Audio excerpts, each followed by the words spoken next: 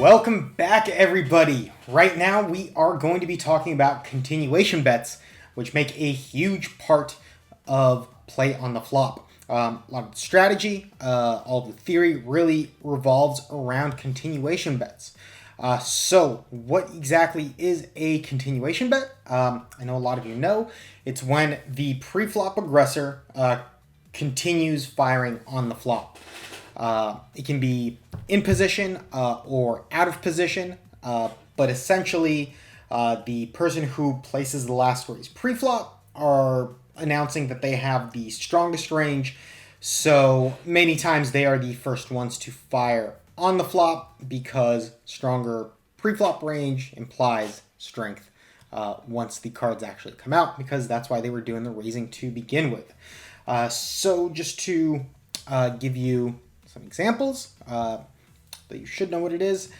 Here we have pocket kings opening up.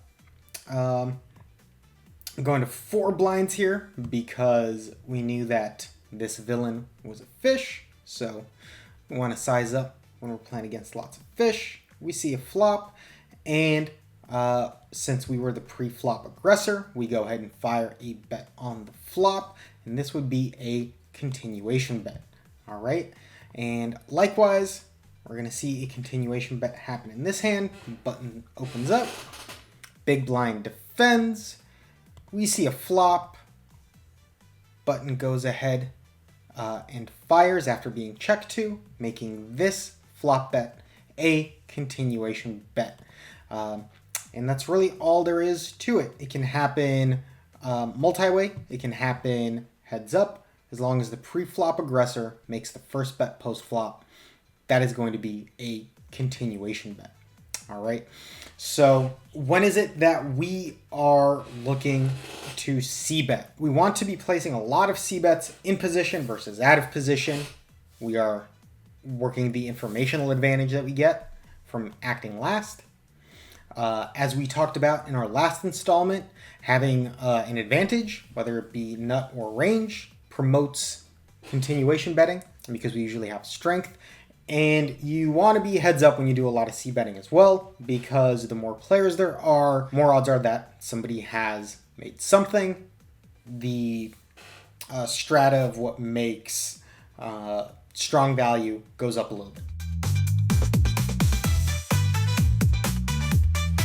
So what are some tips that we can give you for solidifying your CBet strategy?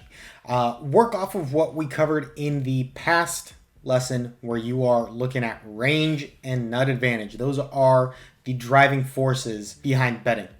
All right. So you want to start out when you're a first beginner with a simple strategy. You can study continuation betting all your life, and as long as you're a professional poker player, you will be. It's a very complex and nuanced subject, but we want to start out with a solid, simple foundation. That way we have something that works from the get-go that we will improve on as we learn. All right. So it comes down to identifying good flops and bad flops. By good flops, I mean ones that give us both a range and nut advantage. Most of the time, that will be the situation you find yourself in, because of course, if you're the pre-flop aggressor, you have the strongest range moving forward in the hand, right? So we can get into sizings later, but just for laying down a solid foundation, if you really are lost and you're not quite sure what to do, it's a good board for you. You can bet literally your entire range for a small size, about 1/3 of the pot. Why does this work? Well, because of minimum defense frequencies. When you're facing a small bet, you have to call with a ridiculous portion of your range for that bet not to be outright profitable as a bluff, right? So it's very easy to fold too much when you're facing small bets, which is why we recommend on good boards, ones that favor you, you go ahead and do that. All of your bluffs should start showing a profit. And when you have a bad flop, that is a flop where maybe the preflop caller has a nut advantage or maybe a range advantage. You want to do a whole lot less betting overall, and this time we're going to size up. So if we break this down, we're setting a high margin for value. We're only going to bet with the top pair, top kicker, or better, right? Worst top pairs, middle pairs, we're going to use those maybe more as bluff catchers. We could always bet for value down the line later, but we are preventing the pot from building up, right? So we're still getting value with our good hands. And when we have strong draws, flush draws, open-ended straight draws, combo draws, we have a pair and a draw or a straight draw and a flush draw, go ahead and fire that because your hand does have a lot of equity. That's going to be your bluffs, right? And we are betting a stronger size because if we are at some sort of disadvantage, it implies that it's easy for the other player to defend against us. So by sizing up, we're giving them less profitable pot odds, and that means that they will fold out more often than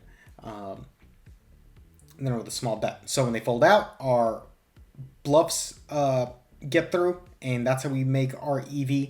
And when they call, well, guess what? We still have all of our very strong hands. So there's plenty of value in our range that can profit later.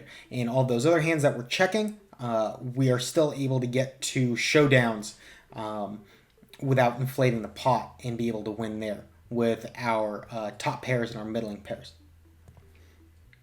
Some tips for c-betting when you are out of position. We already said that you want to do it less, and it's typically best that you go with a small size. Again, this helps keep the price of the pot down while we have some sort of disadvantage. In this case, it would be the informational disadvantage that comes with playing out of position, right? We don't get to see what the other guy's going to do before we act. And as far as some thresholds, if you have two pair or better, or draws to the nuts, go ahead and bet, because those are hands that have less risk from inflating the pot to the point that we're endangering stack-offs. And versus fish, where most of our profit is going to come from, we want to c-bet often when we are in position. We never want to slow play. Fish are fish because they typically play way too many hands pre-flop. So that means that we're going to be able to get a lot of c-bet bluffs through because they're going to be folding a lot of whiffs out, right? And when they do have something, they're usually inelastic to bet sizing. That means that the same range, the same hands that are going to call you for a small bet are likely to call you for a big bet. So if you have a strong hand, like top pair, top kicker, or better, just start sizing up. You're going to extract more value from the fish that way, all right? And just be careful. Slow down your roll on coordinated boards, by which we mean boards where straights are possible, because it just works out really well for fish who love to play all sorts of connected cards, even when they're offsuit, even offsuit gappers. So it's very easy for them to have a nut advantage on boards like this, which is why we are careful with our c-bets in those situations. So hopefully this gets you started down the long and exciting path of studying c-bets for the rest of your life, because they are a huge part of the game. Thank you for watching this. We're confident you'll be on solid footing following our guidance, and just remember to have fun playing and always keep on learning. C-bets are very exciting, and you are always going to be studying them. We'll catch you guys in the next one. Download it for free at JurojinPoker.com.